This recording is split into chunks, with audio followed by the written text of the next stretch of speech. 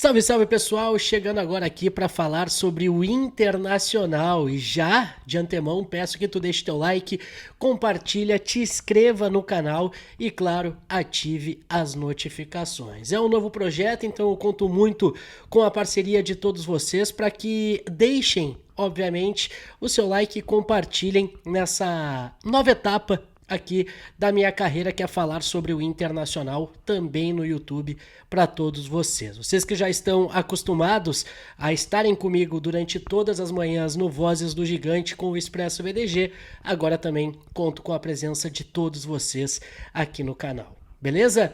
Então vamos falar sobre essa vitória do Internacional, 3 pontos importantes diante da equipe do Juventude, na que foi talvez a melhor atuação do Internacional sob o comando do Roger Machado, com certeza, mas por que não a melhor atuação do Internacional em 2024? Uma atuação sólida, uma atuação onde impôs muitas dificuldades ao jogo da equipe do Juventude, mas mais do que isso, não sofreu riscos. É bem verdade, acabou sofrendo aquele gol no último lance praticamente da partida, mas de resto o Inter não sofreu com problemas, com ações da equipe de Caxias do Sul. O Internacional conseguiu sim dominar praticamente os 90 minutos do jogo. Então são 3 pontos fundamentais.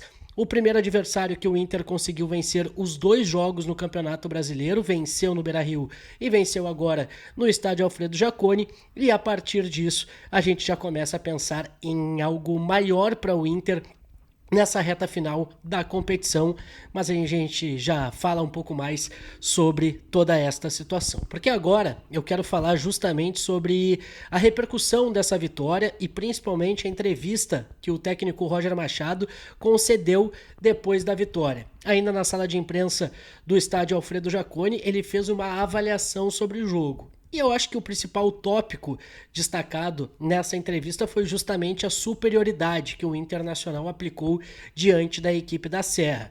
O Roger Machado, ele de uma certa forma, ele não concordou que o Inter dominou os 90 minutos do jogo. Ele deixou bem claro que o Inter foi superior, mas a partir dos 25 minutos da primeira etapa. Segundo o Roger, o Inter teve sim esse domínio do jogo, mas no começo, nos primeiros minutos, foi muito complicado sair da marcação alta que o Juventude estava impondo dentro da sua casa, e quando se ajeitou no jogo, aí sim o Internacional conseguiu dominar a partida, e aí contou também com a expulsão do Rodrigo San, jogador da equipe do Juventude, e consolidou essa vitória pelo placar de 3-1. Mas é importante a gente ressaltar justamente isso, que o Roger sabe como e por que venceu essa equipe do Juventude, nessa que foi a 7ª partida entre as duas equipes na temporada de 2024. Outro ponto que eu queria destacar sobre a entrevista coletiva concedida pelo Roger foi justamente a bola aérea defensiva. O Juventude tentou muito desse artifício durante os 90 minutos, mas acabou não conseguindo balançar as redes da equipe do Internacional. Isso foi muito importante, se consolidar, manter, obviamente, o Sérgio Rocher protegido e sem levar gols, para que o Inter conseguisse construir, a partir do meio-campo e do seu ataque, essa vitória importante e imponente lá no estádio Alfredo Jaconi. Então, outro ponto a ser comemorado pelo Inter. O Inter ficou muito próximo de chegar a 3 jogos sem sofrer gols, mas aquele gol ali no final do jogo acabou atrapalhando essa situação. Agora eu quero falar com você sobre o Gabriel Carvalho, que de novo foi o destaque do Inter. Mais uma partida em que o jovem de 17 anos rouba a cena. Foi o destaque do Inter, marcou o seu primeiro gol, e inclusive o Roger Machado brincou na sua entrevista coletiva que ele chegou a citar isso pro Gabriel Carvalho. Já estava na hora de tu fazer esse gol. Ele teria até pedido antes do jogo que, caso o Gabriel Carvalho fizesse esse gol, ele fosse abraçar o treinador, algo que acabou não acontecendo. Ficou um pouco magoaria ali o Roger Machado brincando na sua entrevista concedida depois da vitória por 3-1. O que vale a gente ressaltar sobre o Gabriel Carvalho é que é um jogador que vem se destacando durante todo esse ano, desde a época do Eduardo Cudê, das outras gestões, né, da outra gestão do departamento de futebol, melhor dizendo, ele já era um dos nomes que subiria com esse impacto e principalmente com uma grande expectativa em cima do seu futebol. Só que tinha a situação do contrato, que depois que foi renovado, ficou tudo certo e o jogador acabou ganhando mais espaço para ganhar mais atuações. E ele deve ser mantido como titular, inclusive, para o próximo jogo contra o Fortaleza. Inclusive, deveremos ter uma trinca de meio-campistas com Gabriel Carvalho, Alan Patrick e também o Bruno Tabata, já que o Wesley recebeu o terceiro cartão amarelo num lance muito bobo, uma reclamação muito boba do jogador. O Inter que volta aos gramados no dia 11 de setembro para enfrentar a equipe do Fortaleza, um dos jogos atrasados que o Inter tem ainda para recuperar nesse campeonato nacional. Para fechar esse primeiro vídeo, pessoal, eu queria falar sobre uma liderança que já vinha surgindo há bastante tempo no Internacional, que todo mundo estava percebendo e ela se consolida cada vez mais, a de Rafael Santos Borré. Desde a entrevista concedida por ele ao D'Alessandro, quando o D'Alessandro não era o diretor esportivo do Internacional, a gente percebia que o Borré queria algo a mais, que o Borré queria ser algo a mais dentro desse elenco do Internacional.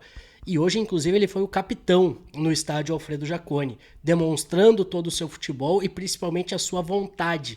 Algo que muitas vezes estava faltando para o Inter nessa temporada na visão de muitos torcedores. Então a gente viu aí o Rafael Borré marcando gol, algo que todo mundo cobra que ele faça, ele fez. Uma liderança, ele exerceu toda essa liderança usando a braçadeira de capitão. E mais do que isso, indo para a zona mista depois da vitória e explicando tudo isso. Durante a jornada do Voz do Gigante, você pôde perceber, inclusive, as palavras do Borré, destacando que é sempre importante quando você chega num clube saber onde você está e o tamanho do time que você está. Ele entendeu o Inter, ele visitou o Museu do Inter, conversou com ídolos, falou com Sobis, deu entrevista para o D'Alessandro e tudo isso a gente está vendo o impacto dentro das quatro linhas, essa identificação que está se criando entre o Internacional, a torcida e também o Borré. Acho que a gente tá vendo aí crescer uma liderança e quem sabe um jogador que possa, num futuro, marcar uma história com a camiseta do Internacional. Aos poucos ele vai ganhando ritmo, aos poucos ele vai encontrando seu futebol, vai servir a seleção da Colômbia nesses jogos das eliminatórias na data FIFA e depois retorna, sem dúvida nenhuma, com muita força dentro do elenco e principalmente com muita confiança. Bom, pessoal, outro detalhe importante é que essa vitória deixa o Internacional, ou deixa o torcedor animado com uma possibilidade de que o Inter possa lutar por algo a mais nesse campeonato brasileiro e principalmente, quem sabe, chegar numa Libertadores da América para a temporada de 2025. Ainda está longe, é verdade, mas o Inter tem sim essa possibilidade.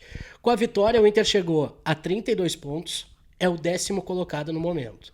Se nós pegarmos a tabela de classificação, o 6º colocado, que hoje é o São Paulo, o limite do G6, o São Paulo tem 41, 9 pontos a mais que o Inter. Justamente os 3 jogos que o Internacional tem por jogar e o São Paulo tem esses 3 jogos a mais que a equipe colorada. Lembrando que os 3 jogos que o Inter tem pela frente para recuperar no Brasileirão são contra a equipe do Fortaleza, jogo que será disputado dentro do estádio Beira-Rio, depois o jogo contra a equipe do Bragantino, fora de casa, e fechando o jogo contra a equipe do Flamengo. São os 3 adversários que o Inter tem para enfrentar para ficar em números iguais de partidas com o restante dos concorrentes no Campeonato Brasileiro. Deixa aqui o teu comentário, o que tu achou sobre essa atuação do Internacional, essa vitória importante, essa vitória imponente diante da equipe do Juventude. E eu conto, claro, com o teu like, com o teu compartilhamento, com a tua inscrição nesse novo projeto, beleza? Até o próximo vídeo, amanhã a gente está de volta. Valeu!